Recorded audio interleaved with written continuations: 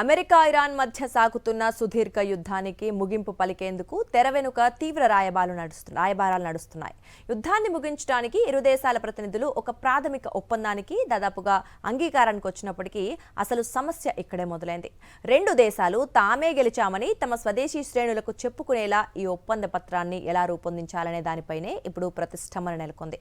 ఓవైపు అమెరికా అధ్యక్షుడు Donald Trump అస్థిర వైఖరి, మరోవైపు అమెరికా ఇజ్రాయెల్ దాడుల భయంతో అజ్ఞాతంలోకి వెళ్లిన ఇరాన్ నూతన సుప్రీం లీడర్ మోజ్తబా ఖమేనీ నెమ్మదైన నిర్ణయాలు ఈ శాంతి చర్చలను మరింత క్లిష్టంగా మార్చాయి. దీనిపై ప్రత్యేక కథనం ఇప్పుడు చూద్దాం. అమెరికా, ఇరాన్ ఈ రెండు దేశాలు ప్రస్తుత యుద్ధంలో పూర్తిగా విజయం సాధించలేదు, అలాగని పూర్తిగా ఓడిపోనూ లేదు. కానీ ఇరు పక్షాలకు ఇప్పుడు శాంతి ఒప్పందం అత్యంత కీలకంగా మారింది. అయితే స్వదేశంలోని హార్డ్ లైనర్లు సైనిక శ్రేణులని సంతృప్తి పరిచేలా తామే గెలిచామని చాటుకోవడానికి ఇరు దేశాల నేతలు ముసాయిదా పదాల కోసం వెతుకులాడుతున్నారు. ఈ ప్రతిష్టంభన కారణంగా అంతర్జాతీయ ఆర్థిక వ్యవస్థ తీవ్ర సంక్షోభంలో పడింది. ఇరు దేశాలు కీలకమైన హర్ముజ్ జలసంధిని దిగ్బంధించడంతో ప్రపంచవ్యాప్తంగా ఇంధన ధరలు మండిపోతున్నాయి.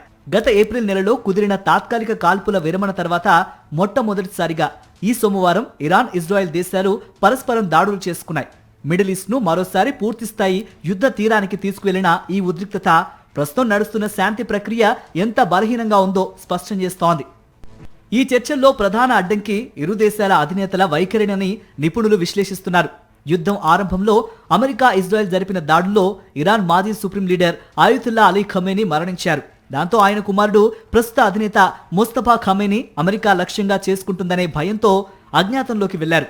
చర్చల ముసాయిదాలో చిన్న మార్పు చేయాలన్న కొరియర్ వ్యవస్థ ద్వారా ఆయనకు సమాచారం చేరడానికి, తిరిగి సమాధానం రావడానికి రోజుల సమయం పడుతోంది. పైగా ఇరాన్ రెవల్యూషనరీ గార్డ్స్ కమాండర్లు అమెరికాకు ఎలాంటి రాయితీలు ఇవ్వకూడదని మోజ్తబాపై ఒత్తిడి తెస్తున్నారు. మరోవైపు అమెరికా అధ్యక్షుడు డొనాల్డ్ ట్రంప్ వైఖరి కూడా ఈ చర్చలను అగాధంలోకి నెడుతోంది.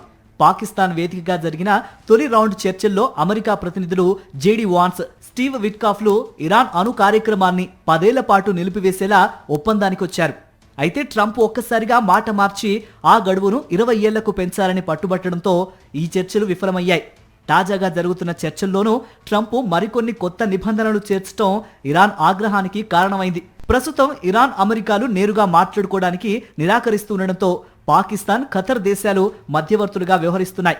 ఒకవైపు దౌత్య చర్చలు సాగుతుంటే మరోవైపు పర్షియన్ గల్ఫ్ లో సైనిక ఘర్షణలు కొనసాగుతూనే ఉన్నాయి. గత వారం కువైట్ అంతర్జాతీయ విమానాశ్రయంపై ఇరాన్ జరిపిన దాడిలో ఒకరు మరణించారు. అయినా కూడా అమెరికాలో రాబోయే మిడ్ టర్మ్ ఎన్నికలు, పెరుగుతున్న గ్యాస్ ధరల దృష్ట్యా ట్రంప్నకు ఈ ఒప్పందం అనివార్యంగా మారింది. అలాగే దారుణమైన ద్రవ్యోల్బణంతో కొట్టుమిట్టాడుతున్న ఇరాన్ ఆర్థిక వ్యవస్థకి కూడా ఈ ఒప్పందం అత్యవసరం. ఇరు పక్షాల మధ్య తీవ్ర విభేదాలున్నప్పటికీ రాబోయే కొన్ని వారాల్లో ఒక అస్పష్టమైన తాత్కాలిక ప్రాథమిక ఒప్పందం కుదిరే అవకాశం ఉందని విశ్లేషకులు భావిస్తున్నారు. అయితే అది పూర్తి స్థాయి శాంతికి దారితీస్తుందా లేదా అనేది మిడిల్ ఈస్ట్ లో నెలకొన్న తాజా ఉద్రిక్తతలను బట్టే చెప్పగలం.